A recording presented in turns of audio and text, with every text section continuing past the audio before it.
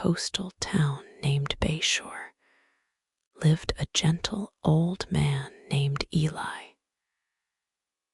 Eli was known by everyone. He didn't speak much, but when he did, his words felt like warm tea on a cold day. He had kind eyes, silver hair, and always wore the same faded brown sweater. Children would run to him. Birds would land near his feet, and people often said, "He carries peace like others carry bags." Eli once worked as a teacher, but now he spent his days tending to a small garden and helping neighbors fix broken things, clocks, bicycles, hearts. People loved him, but some people used him. They'd lie to him, borrow money, and never return it. Some would even insult him, expecting no response. And they were right. Eli never raised his voice. He never got angry. He just smiled gently and stayed quiet. One evening, the mayor of Bayshore, a young man named Daniel, came to visit Eli. He was frustrated, angry, even Daniel. "Eli, I don't understand. I try to be fair. I try to help, but people lie, cheat, and take advantage of my kindness. They think I'm weak. What am I doing wrong?" Eli listened. He nodded slowly. Then he asked, "Eli, would you like to hear a story, Daniel?" Daniel sighed. He had work to do, but something in Eli's voice made him stay. "Daniel, all right, I'm listening." Eli leaned back, looked at the sky, and began. Once, in a dry, windy desert far away, there lived a snake. This snake lived under a lone tree near a village. It was large, dark, and full of venom. If anyone came near, it would hiss and bite. Many people died, and soon no one dared to go near the tree. Even birds flew around it. One day, a wandering monk passed through the village. He saw the tree, and he saw fear in the eyes of the villagers. "Be careful," they warned. "There's a deadly snake under that tree." But the monk smiled. He said, "No creature is born evil. Let me meet him." He walked slowly to the tree, and sure enough, the snake came out, ready to attack. But the monk didn't move. He looked at the snake with calm eyes and a kind smile.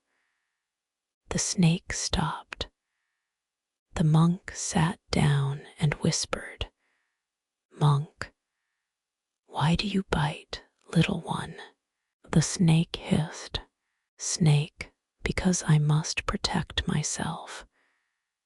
Everyone fears me.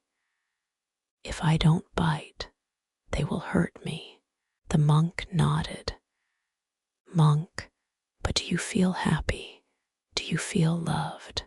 The snake lowered its head. "Snake, no, I feel lonely." The monk smiled, and with that, the monk stood up and left. The snake watched him disappear into the horizon. From that day on, the snake made a promise. I will not bite any more, and it kept the promise. Villagers began to notice. No one was getting hurt anymore. They thought, the snake is weak now, so some of them threw stones at it. Children poked it with sticks. No one feared it anymore. The snake was in pain, bruised, bleeding, but it never bit back. 1 year later, the monk returned. He found the snake almost unrecognizable. Monk, oh my friend, what happened? The snake cried. Snake, I listened to you. I stopped biting. But now they hurt me. They laugh at me. I did what you said. And look at me now. The monk sat beside the snake. He touched its wounds gently and said, Monk, I told you not to bite, but I never said you must not hiss. Sometimes silence is mistaken for weakness. Sometimes kindness is seen as foolishness. That is not your fault. But remember, you must protect yourself without harming others. Let them know you still have strength. Let them know your silence is a choice, not a prison. The snake looked up, and for the first time in a long time, it hissed, not to harm, but to remember who it was. Eli finished the story. Daniel sat in silence, eyes wide. Daniel, so you're saying I don't have to become cruel, but I shouldn't let people walk all over me. Eli smiled. Eli, exactly. You can be kind and strong, gentle and firm. Compassion is not weakness. It's the courage to stay calm when the world wants you to break, but you must still protect what's right. Speak the truth.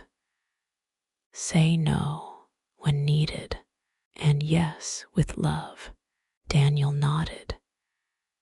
He stood up, thanked Eli, and walked away with a different posture.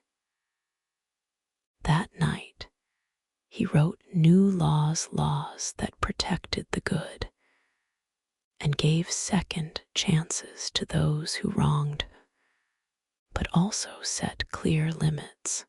Over time, the town changed. People respected kindness, but they no longer took it for granted.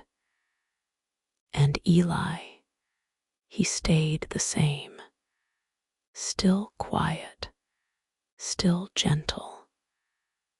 But now, when someone tried to take advantage, he looked them in the eyes, and he hissed, sparkles sometimes.